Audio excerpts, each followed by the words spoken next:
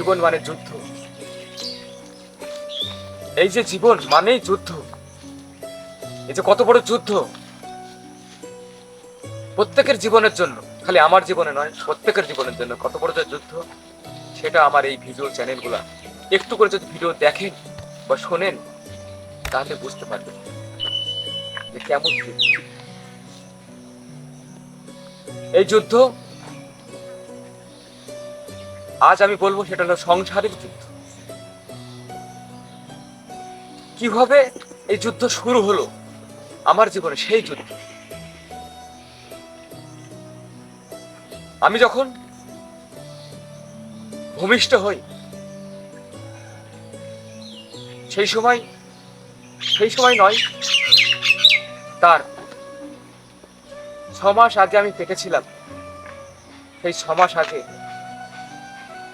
আমার বাবা বা পিতাকে হত্যা করে।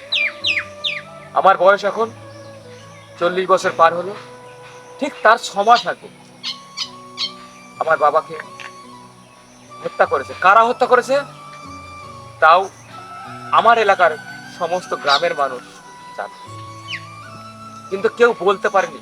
কেন না, তারা ছিল কখন শক্তিবান, আমার বাবা দেখা ছিল দুর্বল, যার জন্য কেউ কিছু বলতে পারেনি। খুব নৃশংস ভাবে হত্যা করেছে, তারা এখনো আছে, সে বেঁচে নাই। তার 2টো বীজ, সেই 2টো বউ, তার ছেলে মেয়ে, তারা বেঁচে আছে। দূরে না ভাই, বন্ধু, আমাদের পাড়ায়।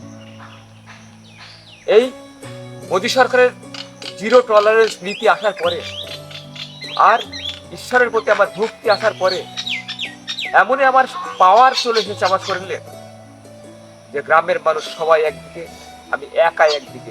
যদি আমি তাদের সঙ্গে লড়তে না পারি, তাদের আমি প্রত্যেকের গোলামি খাটবো। এটা আমার মিথ্যা কথা নয়, যা বলবো সত্য বলবো, সত্য বই মিথ্যা বলবো না, এটাই আমার বক্তব্য এবং ঈশ্বরের প্রতি আমার ধ্যান ধারণা। আমি এটুকু জানি, ঈশ্বরের প্রতি যদি ভালোবাসা যায়, ঈশ্বর আমাকে ভালোবাসবেই, বাসবেই, বাসবে। তাই কথায় আছে, জীবে প্রেম করে যেই জন, সেই জন সে দিছে ঈশ্বর। অর্থাৎ কোনো কিছু করার দরকার নেই, ঈশ্বরকে পেতে হবে। কি করবে না, জীবকে প্রেম করবে। কোন প্রেম? খালি ছেলে মেয়েদের ভালোবাসার প্রেম নয়, এই প্রেম জীব অর্থাৎ এই প্রকৃতি, গাছ পালা, পোকা মাকড়, এমনকি মশা মাছি, তারপরে তো গরু ছাগল অনেক আছে, আর মানুষ তো পরের কথা। এদেরকে ভালোবাসবে, এদের মধ্যেই ভগবান বিরাজ করে। সব থেকে আরো বেশি ভগবান বিরাজ করে কারে জানেন? যে ফুল, শিশু এবং পরের দুঃখে যে ঝাঁপ দিতে না পারে, তারা কখনো ঈশ্বরকে পায় না। ঈশ্বরকে পায় না, এটা আমার বাস্তব সত্য জ্ঞানের কথা। হ্যাঁ, অনেকে বলবে পাগল।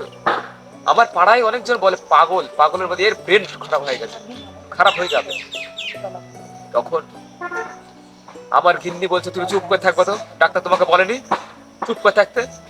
একদম স্টপ হয়ে থাকবা, মুখে আঙুল দিয়ে রাখবা, সব ইশারায় কথা বলবা, পাগলের মতো থাকবা, ডাক্তারের কথা শুনবা, তাহলে কিন্তু সংসারে আমিও অশান্তি বাঁধাবো। তারপর থেকে ডাক্তারের কথা কেউ অনুসারে আমি চুপচাপ থাকলাম, অনায় বেশি কথা বলি। আমার বন্ধুরা কেউ আসে, ডাক্তার আমাকে বারণ করছে, ভাই তুই একটা কথা যেগুলো খুব দরকার সেগুলো বলো, আমাকে তো বাঁচতে হবে। আমি বললে এত যে জ্ঞান আমি অর্জন করেছি এই মোবাইল থেকে, আমি এখনো পর্যন্ত গীতা ছুঁইনি, আমি এখনো মহাভারত ছুঁইনি, আমি এখনো পর্যন্ত কুরুক্ষেত্রের যুদ্ধ দেখিনি, শুনেছি খালি মোবাইলে। কেন গীতা পাঠ করতে জানেন? কারণ আমি মনের মধ্যে সংকল্প নিয়েছি, যেদিন আমি সংস্কৃত সম্পূর্ণ রূপে বলতে পারবো, পড়তে পারবো, সেই দিন আমি গীতা ছুঁব। তাই গীতা এখন আবার পড়ছে, পড়ে না, আমরা মনে পড়েছি, সেরকম সংস্কৃত আমি শিখছি। তো এই শিক্ষাটা হোক, আর বেশি কিছু বলবো না। পরবর্তী ভিডিও 2 নম্বর ভিডিওতে 2য় অধ্যায়ে আমরা আসুন, শুনুন, দেখুন এবং ক্লিক করুন বা না করুন, আপনারা কমেন্ট অবশ্যই করুন। হরে কৃষ্ণ, হরে কৃষ্ণ, হরে কৃষ্ণ। রাধে রাধে, রাধে রাধে, রাধে রাধে।